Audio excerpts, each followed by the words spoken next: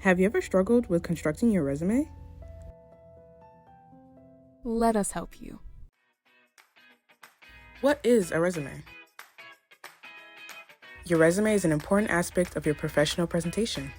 It is your personal marketing tool that tells all concerned parties your unique knowledge, skills, education, experiences, and achievements that meet your target audience's needs.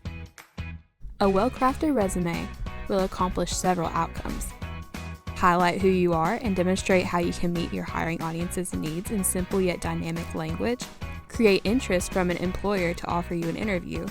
Communicate your brand or what your competitive advantage is compared to other candidates. Demonstrate motivation and professionalism through commitment to creating a high-quality marketing tool. And create a structure to help prepare you and the hiring manager for the interview. A poorly crafted resume, however,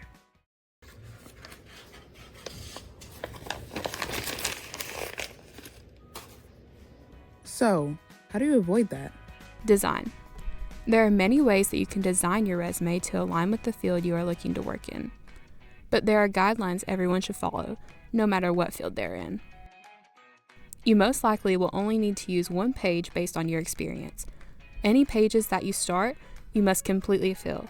Any white space on your resume should be purposeful. The margin should be 1/2 inch to 3/4 of an inch wide.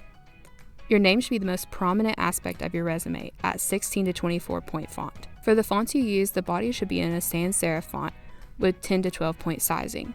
You can switch up the font for your name and headings with a serif font as long as it is appropriate for your target audience. You should also keep in mind that when you decide if you would like to use any color outside of black, the most common colors used are green and blue. Bullet points should be used to include specific information, and all lists should be in reverse chronological order. Be particular with your use of white space as to not look inexperienced, or on the other hand, overwhelm the employer. Here are some questions you may want to answer within your bullet points. Any design choices you make should be consistent throughout the entire document. Formatting. Formatting is a formula. The most important information to include is your name and contact information. That's your first and last name, your city and state of residency, but you don't need to put your full address, email address, and phone number. After that, you'll want to include your branding statement. This is where you try to appeal to your target audience, so this will be the section you will change the most when applying to different positions. This should not be an objective statement. You should consider the job description when writing this and tailor your skills to include what they are looking for in the role that you're applying for. Another section to include is relevant skills. Unless directly stated in the description, you should not include standard skills like using Word, writing emails, or doing laundry. Some general skills you could consider including are organization, leadership, and time management. Technical skills should be more specific. For example, for graphic design, you could include Adobe Suite, typography, and software design.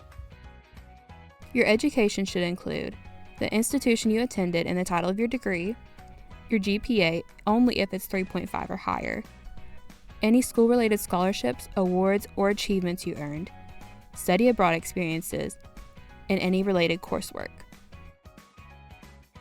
The work experience section should focus on skills learned or used in the position and quantifiable information that stands out on a resume.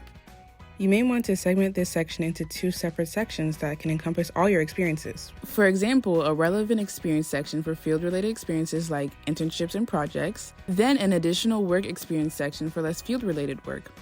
Other sections may include campus involvement, presentations, research, leadership experience, volunteer work, and internships. Try to refrain from including high school experience, unless it is directly related to the field you are going into. For example, if you were president of the accounting club in high school, you might want to include that if you are applying for an accounting internship. AI. Generative AI programs such as ChatGPT, Bing Chat, Google Gemini, and Claude AI can be helpful tools when perfecting your resume. But keep in mind, the output is only as good as your input, so make sure you are providing detailed prompts such as these.